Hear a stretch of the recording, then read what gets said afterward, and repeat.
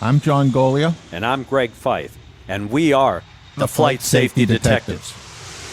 We're just two guys who have spent most of their career with the National Transportation Safety Board investigating aircraft disasters and aviation safety issues all over the world.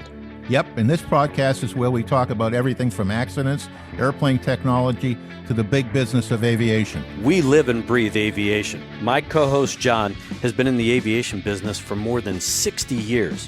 He was the first and only airframe and power plant mechanic to get a presidential appointment to the National Transportation Safety Board. And Greg is a former air safety investigator and GO team captain for the NTSB. He's investigated everything that flies worldwide since he started his career 40 years ago. And on top of that, he is a Living Legends of Aviation inductee. So between John and myself, we have over 100 years of aviation safety experience. It's time to buckle up because it's going to be wheels up. Let's get this show in the air. How you doing today, John? I'm doing good. We're here in Seattle, and we have been experiencing the travel wonders of post-holiday travel. Yep, post-holiday and now pre-holiday since Christmas is coming up. So, of course, for anybody that's going to be traveling by air, the word of the day is called patience. Without a doubt. So many people, as you could probably figure out, we just came off the Thanksgiving weekend. And I was traveling on Sunday on the busiest weekend of the year. And it was, in fact, a very busy travel cycle. Every airplane I flew on was 100% full. Yep. And every person that was going on that airplane was 100% full of bags and stuff. Yep. No, it is a nightmare. It's a traveling nightmare. For those of us who are professional travelers, we spend our life on the airplane. Our motto is time to spare, go by air. Yes. And that's where the patience grows, because you need to have patience. You never know when Mother Nature is going to throw a monkey wrench into the cycle, which happened in Denver with a snowstorm.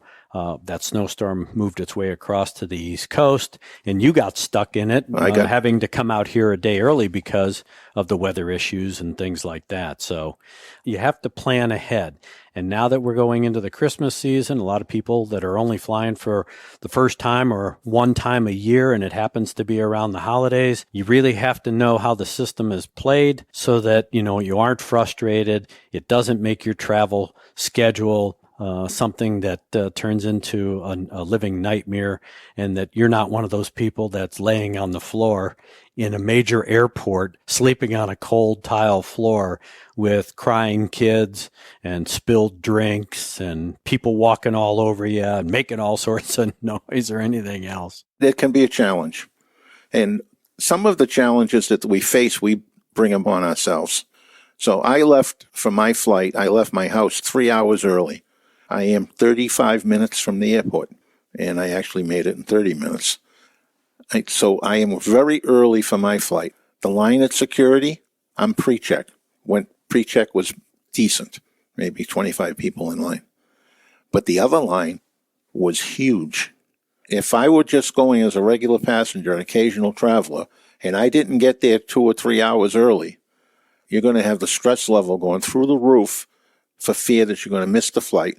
And today, with all these no refunds, no rebooking fees, and all the rest of it, just to add to your anxiety, is your already expensive $300 one-way ticket each way to go home are going to turn into $500 or $600 because you showed up with insufficient time to clear security and get to the gate. And that's a huge issue. I don't know how many people I listen to them arguing with TSA agents or screaming in line that they're going to miss their flight or trying to butt into line to get ahead in these lines because they're watching their watch or the clock and they know that they're running short of time.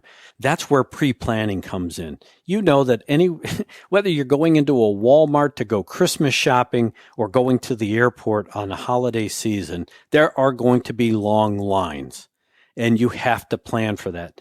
These are not the days where you can actually shortcut and think that you're going to be able to beat the clock going through some part of the system at the airport. I'm a professional traveler as you are, John. I have done that in the past. I know better on certain days. And we have a mystery hangar rat sitting with us as our audience today. We will keep his identity very mysterious, but he is a professional aviator and an aviation guru. And in our discussions with him, the three of us travel worldwide. We understand some of the shortcuts, how to really be efficient when we're going through security and getting to the flights and watching the clock and being able to cut it to the short line. But if you're traveling with kids, you have any other issues, you're traveling with a service animal, you have to allow a sufficient amount of time during a heavy travel season like a holiday. And one of the things that I got burnt with a few years ago is I was in London and ignorant to this holiday schedule. And I left London and went to Heathrow and found out that it was the beginning of a holiday weekend for them. I had no clue. I missed my flight to Lisbon. Yeah. Because I couldn't get through the massive amount. And London's already a pain because of security. Yep. And I missed my flight. The best thing, to start your trip is to pre-plan it. That is, get your tickets in advance. Don't try to wait till the last moment, because if you're trying to book, especially with a family, and you're trying to get the cheapest fares, next thing you know, you got mom sitting in one seat, your 5-year-old sitting in another seat, dad sitting in the back of the airplane, and your daughter sitting somewhere else. And of course, everybody is screaming, we're a family, we've got to be together. You can't put that child by himself. Well, guess what? That's the way the booking happened, because those were the only seats available. It's all about pre-planning, getting on the internet, reading some of the stories, going to a lot of these travel sites that give you helpful tips and tricks on how to make your trip successful and stress-free, especially during holiday travel.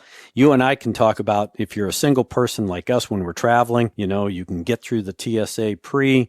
I've got Clear, which is just awesome. If you are a frequent traveler, this isn't a promotion for Clear because we don't get paid for it, but I'm going to make it a promotion because I found it very efficient, especially if you have TSA pre on top of it. That is stress-free because the lines are typically shorter in a lot of the airports going through the Clear line.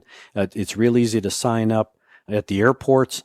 And I'll tell you what, that right there takes a lot of stress out of my travel when I see those long TSA lines, the regular TSA pre-lines, and then the non-TSA pre-lines that wind around, snake around throughout the terminal and then outside, especially during a holiday season. Well, I never even said this to you before, but when I was traveling with you on one of our trips, you went through Clear and I went through pre-check, and I was pissed off and I'm sitting in the line.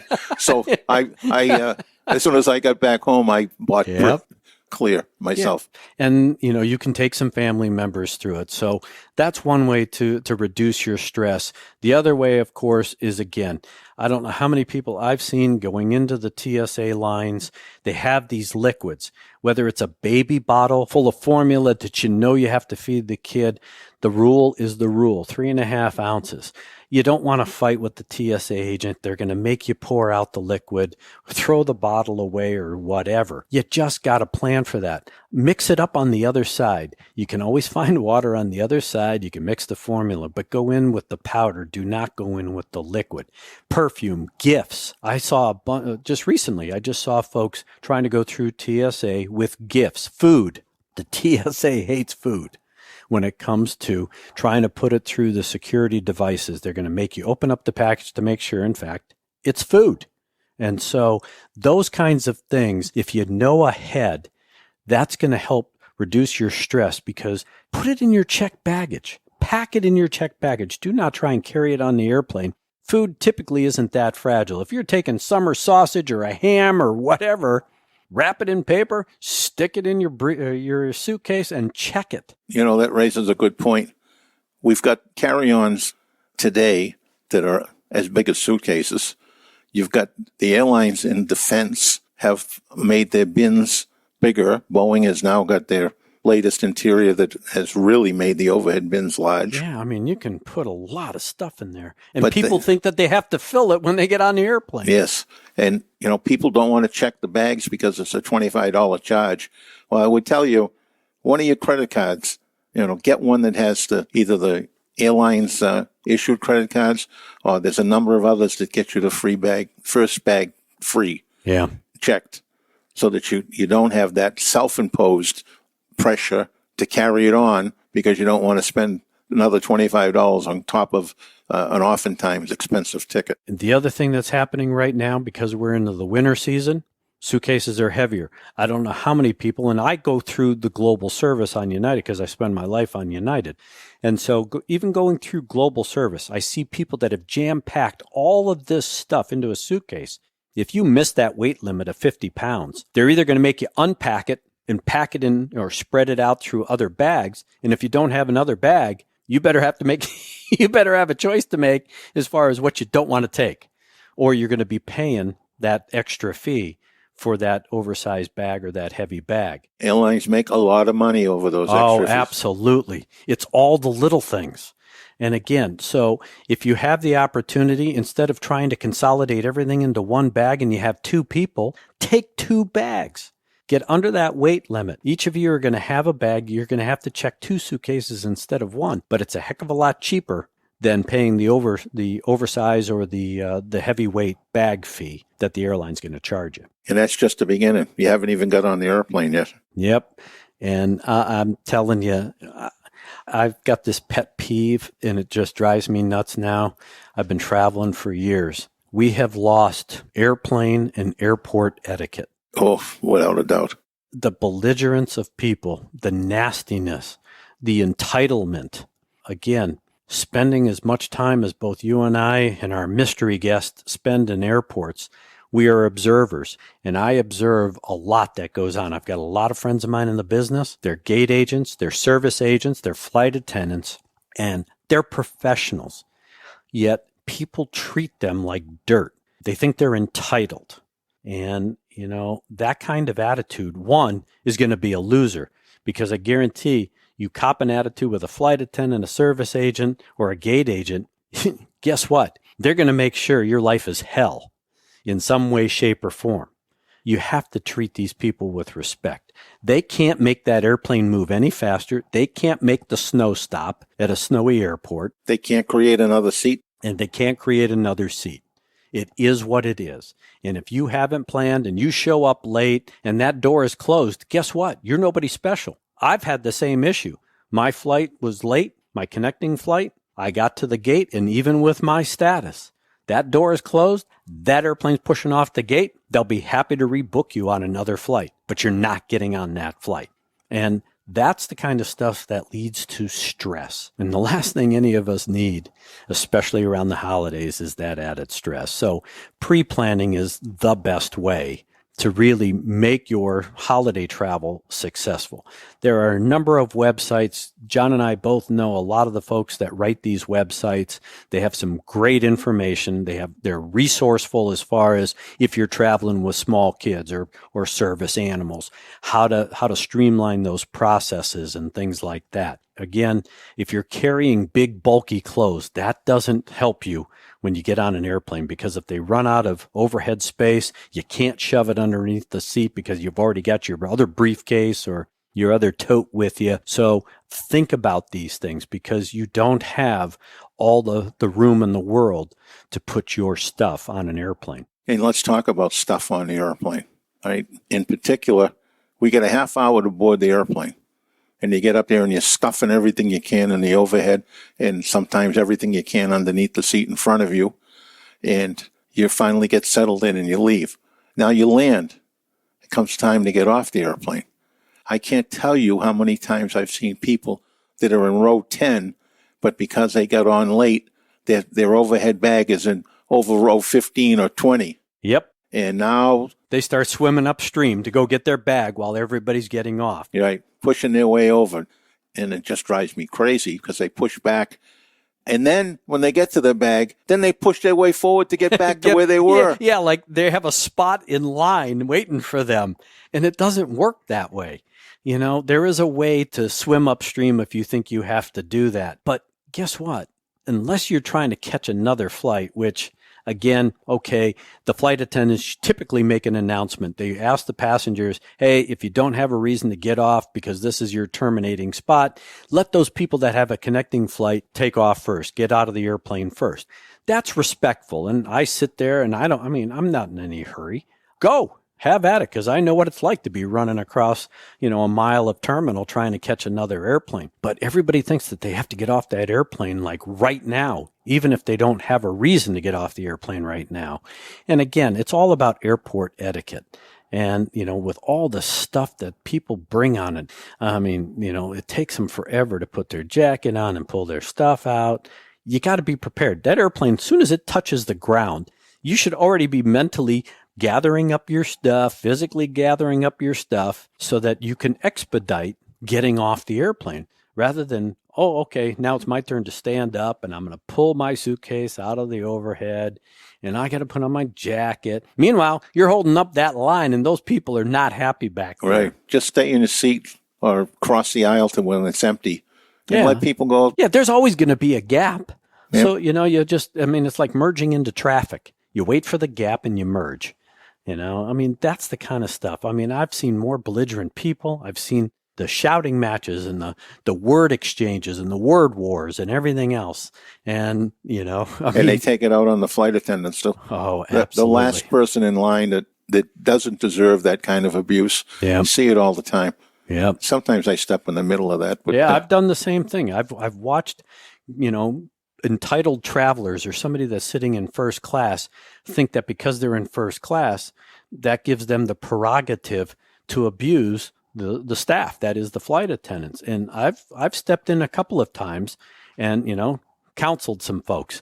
And of course, when they asked me who I was, well, the fortunate thing is when I worked for the NTSB, I'd carry that big gold badge. I said, this is who I am. As soon as they saw that gold badge, they shut up. Right. Now I have to just try to educate them. I'm a nobody, but I'm just telling you that I guarantee that if you keep up this attitude, the people that are going to meet you at the door are not the flight attendants. It's going to be the federales. Yep. And indeed, oftentimes it should be, and they get away with it. Yeah, exactly. It's crazy. But while we're talking about all of this kind of stuff, the FAA, of course, is reevaluating some of the evacuation standards. There's been a lot of talk in the press with regard to the fact that the airlines want to make more high-density seating, so the seat pitches are going to shrink. And of course, that means we can put more people on per cubic inch on an airplane. The problem is that we don't have little people flying on airplanes. We have a variety of different sizes of people flying on airplanes. And Americans have been getting larger and larger every year. And not only are they physically larger, but then all the stuff that they put on makes them even bigger. So when it looks like, we're going to change the evacuation standard, as we were just talking a little while ago, John, it's 90 seconds to evacuate an airplane in an emergency. And of course, the responsible parties for getting everybody off an airplane safely is the flight attendants. That's their responsibility. That's why they are there. I always call them a CSR. People think, well, CSR is a customer service representative. No, they aren't. These folks, in my book, the flight attendants, are customer safety representatives. They ensure our safety in the event of emergency, and they've got to get you off the airplane and make sure that you get off the airplane as safely as possible. And they're the last ones off. Yes. And when Sullenberg dumped the airplane in the Hudson River, they made a big to-do about the captain being the last one off the airplane. Well, he was only 2 steps behind flight attendant. Yep, exactly. And that's their responsibility. Now, my big concern with some of these evacuation rules is the fact that I was coming back from Brussels not too long ago, and there were 8 or 9 folks that were put on the airplane in wheelchairs. They were helped onto the airplane. They were in a wheelchair. They were then helped into their seat. They were strapped in. And they were at various parts throughout the first class and economy cabins. I'm just thinking to myself, if something happens where this is a survivable event, maybe a hard landing, they go skidding off the side of the runway and they have to perform an evacuation, who's going to get those people out? How are those people accounted for in this 90-second rule to evacuate an airplane. The flight attendants are going to go and try and help all of those able-bodied people who can physically get themselves out of the airplane. But who's going to go back there and start hunting down all of those folks that are disabled in some form or fashion? And how are they going to get off the airplane? No, the flight attendant has a responsibility. It's thrown on them, but they don't have the resources to deal with it. Yeah. I go to Florida often, and I've had airplanes that have like 20 wheelchairs lined up when you get off, waiting to take the people. Yeah. And the other thing that really concerns me is the stature of the flight attendant. You don't have a bunch of muscle weightlifters and bodybuilders as flight attendants. You have, slender women. You have, not that they're weak, but their stature is very small. And now you have a 250-pound guy who was wheeled onto the airplane, put in the seat. You can't expect that 100-pound flight attendant to drag that 250-pound guy out of the seat and try and throw him out of, an overwing exit, or drag him up front to, one of the the slide exits. And you're being generous with 250 pounds, because I've seen a lot of people in wheelchairs that are a lot more than 250 pounds. Yeah.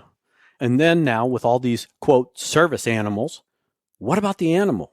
It's going to inhibit the ability for a timely evacuation, especially if you have a big dog stuffed under a seat, or you have a pet that's under the seat, and the people are trying to get out of the airplane and the flight attendant's expecting you to move, and you're still trying to grab your animal or whatever that emotional support thing is.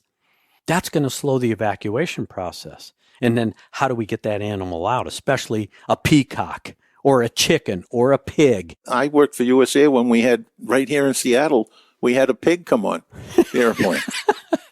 And now I've come to realize after that, a lot of people have pet pigs, and I guess they make quite a nice pet, but amazing. I've been on many airplanes with big dogs, and I had a woman sat right next to me with her dog. It's the best dog I've ever seen. Dog sat down, never moved, never barked, never did anything. Yeah. But these people get on with a German Shepherd. That's the size of a small person. And if that dog is frightened and doesn't want to move, and the owner's like yanking on him, meanwhile, you got two people trying to crawl over you to get out of the airplane, that's going to slow the process down. And I don't see the FAA accommodating these elements that we're seeing more and more of on the airplane, the disabled folks, and of course, these service animals. Well, it's the FAA.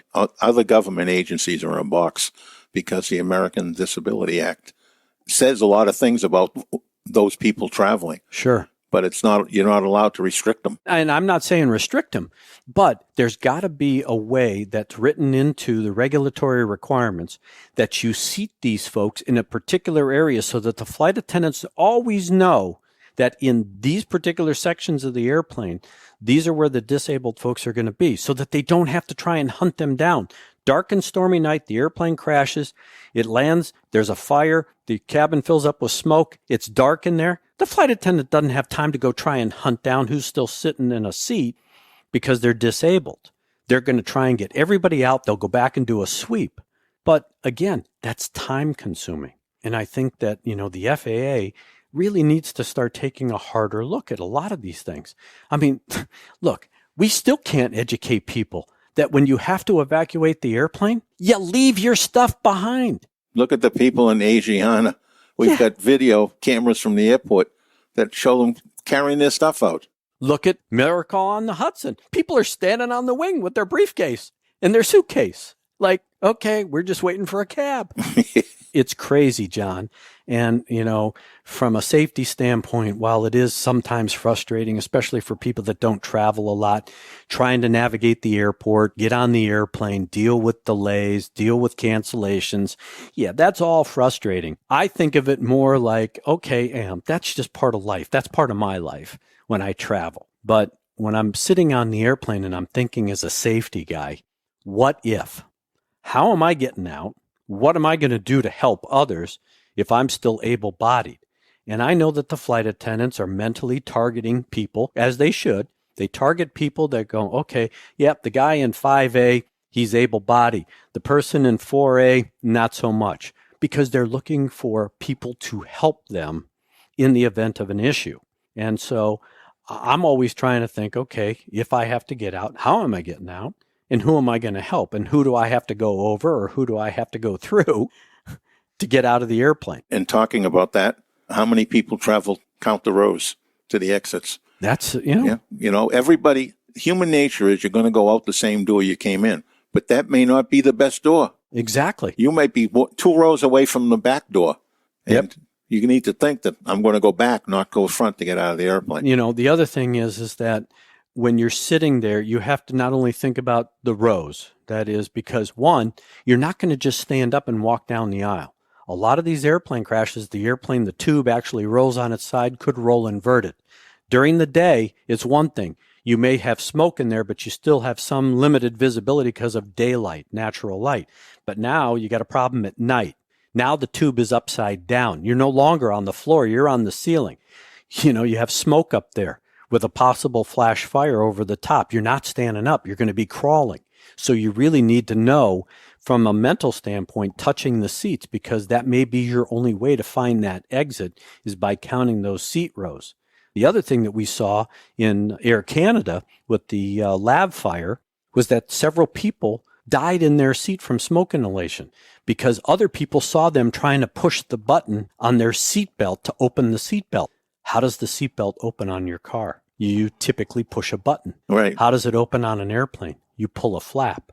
And as you said, especially for people that don't travel a lot, your brain reverts to what it knows best. And if you travel in a car all the time and you don't travel on an airplane, but maybe once or twice a year in a high stress, high anxiety situation, your brain reverts to what it knows best. They were seen pushing the button, except there is no button on an aviation seatbelt. You pull the flap. And that kind of thing is what leads to either a successful evacuation, being knowledgeable ahead of time, or a potential death. Yes, unfortunately, we've seen too many of those. Yeah. And I've sat and pondered that question about why I still picture right now in my mind a person that was sitting on an aisle seat in first class in one of the accidents I worked and still buckled in. He never moved to get up. Everybody around him got out of the airplane without injury. And he sat there and died. And I said, just what was going through his mind? Yeah. He wasn't impaired in any way. But a lot of people are paralyzed in fear. Yes. Because we talk about startle factor with a pilot. When something totally obscure happens, and all of a sudden it's one of those, moments where, what was that? What just happened? What do I have to do? Well, the same thing happens in the back, but probably to a higher extreme. Why? Because they're in an environment that they're not used to. And all of a sudden you've had this, traumatic event. And next thing you know, they're just paralyzed with fear or anxiety. And they don't know what to do. They can't process what to do. And they're stuck there until somebody gets them moving. Well, if nobody gets them moving, they're going to stay there. Most people don't realize that the definition of an airplane accident is based upon damage.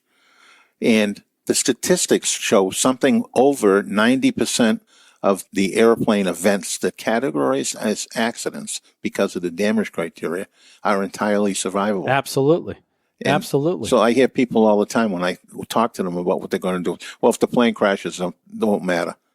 Right? But it certainly does, because if you get up and move, the statistics clearly show that those that get up and move survive. Well, when you look at the most recent accidents, at least here in the United States, you look at Asiana. The only reason those 3 young ladies died in the Asiana 777 accident in San Francisco was because they weren't wearing a seatbelt and they were ejected out of the airplane. The people that were seatbelted stayed with the aircraft. The airplane did gyrate and tumble, but they all evacuated the airplane. And when you look at United 232, as catastrophic as that was in Sioux City, Iowa, where they had to make an emergency landing because they lost an engine, cut all the hydraulics, and had a real problem controlling the airplane.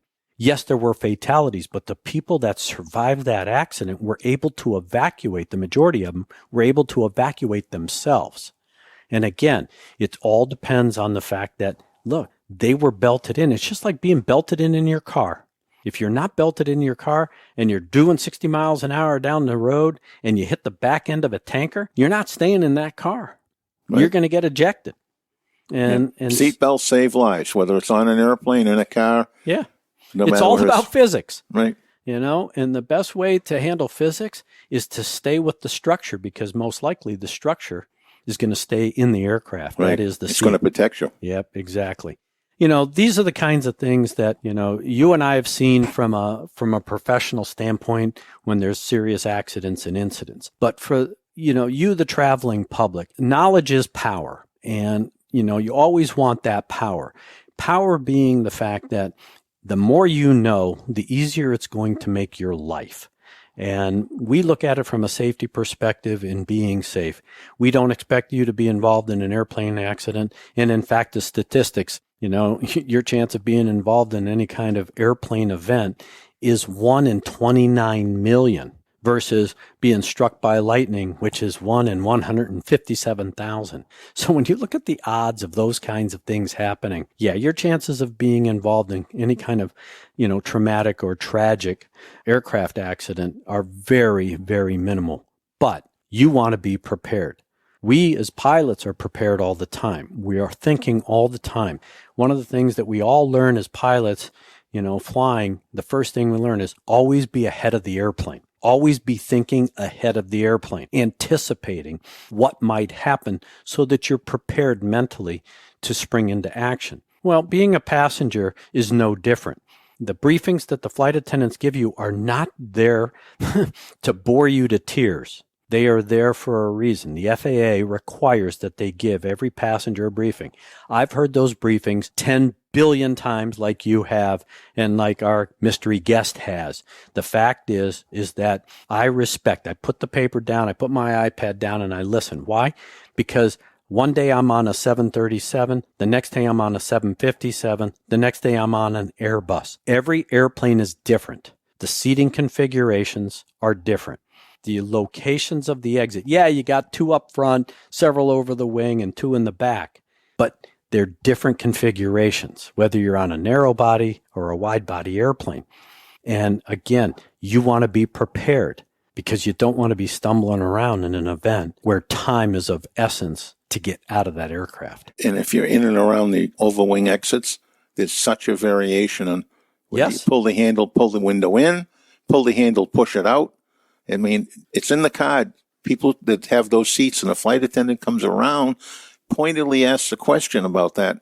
And I've seen people just blowing that off. John, the early generation airplanes that are still flying out there, that the airlines are still using, especially the RJs, the regional jets, you literally pull the handles, pull that door in, and either leave it in the airplane, because some want you to leave it in the airplane. The others say throw it out the window. Okay, that's great. But now you get on a late generation 737, what do? You pop the handle and that door basically swings out and up.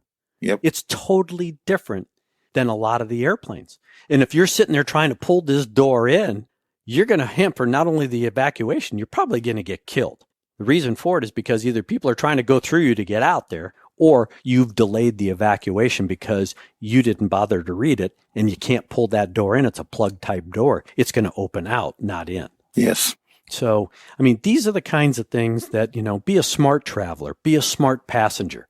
Just like us being pilots, you got to be prepared. You run a mental checklist. What if? There's nothing wrong with running those sequence of events or those scenarios. Why? Because when time is of essence, you don't want to be thinking about it. You just want to be able to start reacting and reacting properly. So, and again, we're coming into a busy travel season. Not that we anticipate anything happening, but, to make your life easier, you always want to be prepared before you leave the house till the time you get to grandma's house. And we want you to get there. Absolutely. All of us investigators, both Greg and I and everybody we know that are investigators, feel the pain at accidents and really feel the pain around the holidays. And inevitably, the month of December has some pretty big accidents that claim a lot of lives. Yeah. And it is painful to go to those. And I don't even like to say this because it starts to get me emotionally, but go into an accident site and see Christmas gifts already wrapped with people that were taking them to their families and friends. And you're picking up the remains or walking through the remains. It just ripped you apart. Yeah. And it is tough. And there are times when I've walked into an airplane that has been involved in an accident, and I'm thinking, how did people die? All the seats are still in place. Everything looks relatively normal other than just a typical mess that you'd get from things being thrown around. What happened? And it's either because people didn't know how to evacuate, they failed to evacuate, and, there are so many critical elements. People have gone out emergency exits not knowing that there was a fire out just outside the door because they never looked. They never looked out the window. They never pulled the window shade up to look out the window to see if there was a fire out there. They just went. And that's what the card says. But, again, you have to read the card. You have to use some judgment, but you gotta minimize the risk, especially if you're in the water. If you know you're in the water and you know that you're next to an exit and you see the water starting to come through the exit, you don't open the exit because you're just going to flood the airplane. Well, you know go to what? high ground. In the Miracle on the Hudson, one of the passengers, even though the flight attendants had moved everybody forward because the rear of the airplane was firmly in the water, one passenger went back and opened the door, and the water was flooding in and did not have the strength to close the door. So he flooded the airplane faster than it would otherwise have flooded. Exactly. These are the kinds of things. Being an informed passenger, that's what it's all about. And again, it minimizes stress. Crazy as it may sound, listening to two guys talk about this, going, I don't need to know that. That's not going to reduce my stress. I guarantee it will, because repeatedly, as a professional traveler, I always want to be mentally prepared. I definitely want to streamline the process because I don't need that stress and anxiety because I'm going into a very high stress job. Typically it's having to do with some sort of accident or safety issue. So I don't need any more added stress. So I try to minimize those parts of my trip where I can to, mitigate the elements of stress and anxiety because I don't need that. You don't need that. Right. And as a traveling passenger, you definitely don't need that. So I know that, coming up on this heavy travel season, just be prepared. That's the best thing is, do a little bit of research. That's what the internet's for. See how you can streamline the process, make it easy on yourself, especially if you're traveling with kids or pets or anything else, because that adds a different dimension. And, strollers and things like that, they take a little extra time breaking them down, trying to shove them through the X-ray machine. Things like that. It's going to be what it's going to be as far as TSA screening. So again, if you understand the process and you have the patience because you have built in some extra time, that will make your trip more enjoyable. So I think that I've learned that lesson over the years. I try to impart that with my family and friends when I'm traveling. So it's worked well for me. I'm not sure about you, John, because, you're just a wildfire going through anything. And they know when you're coming at Boston for sure. So it's my second home. Yep, absolutely. People ask me where I live. I often say row 18 of some airplane. That's right. Absolutely. They got my name on the seat now. Well, again, we appreciate you tuning into this episode of Flight Safety Detectives. John and I are always trying to bring at least some sanity to some of the complexities of some of the aviation safety issues that are out there. This particular podcast, there is a concern about the new evacuation procedures. And we think that, one of the calls to action is the FAA to reevaluate some of the things that they are expecting when they are performing these evacuation procedures. And of course, the expectation of trying to evacuate a fully loaded airplane in 90 seconds. There are a lot of extenuating circumstances that the regulations don't necessarily take into account. And I think that, the call to action from our perspective is that those standards need to be evaluated. Maybe that time needs to be increased a little bit, but for good reason. And that is that, you're evacuating more than just able-bodied people. And so I think that hopefully the FAA will take that into consideration. Need to address the changing demographics of air travel. Yep. And they are changing. We see it every single day. And the fact that we are going to need 675,000 pilots worldwide over the next 20 years, that tells us in the industry that aviation isn't shrinking. It's growing. and it's going to continue to grow. Why? Because it is the safest mode of transportation. It is the most efficient mode of transportation, and people now can afford this level of transportation like they could never do before. And so, again, to be a well-prepared traveler makes your life a lot easier. So with that being said, John, I will wish you definitely a happy holiday season. We will be coming back strong with our next podcast with regard to the Lion Air accident and the forthcoming Ethiopian accident, and really dissecting a lot of the details that we had discussed on other podcasts. And then, of course, our trip to Boeing and getting some real firsthand tactile education that we're going to use in dissecting the next parts of these reports. I'm sure that everybody listening to us that has an interest in those Ethiopian and Indonesian accidents will be very happy to hear what we have to say and what we've learned. And we'll share it with you in a way which the average person will be able to understand. We always appreciate your feedback. We definitely want you to communicate with us and let us know what you like, what you don't like, what you find informative. If you want us to expand on a discussion or basically shut up on a discussion, we'll be happy to do that. The best way to tell us that is to communicate via email, because we read all the emails. You can contact us at Flight Safety Detectives, that's with an S, at gmail.com. And with that being said, I know that you will fly safe, because I intend to fly safe for this holiday season. And to all of you, fly safe.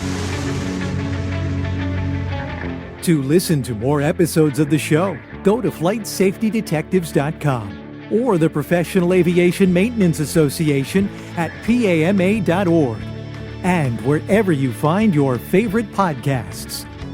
Catch us next time when John Golia and Greg Fife talk about all things aviation. Thanks for listening.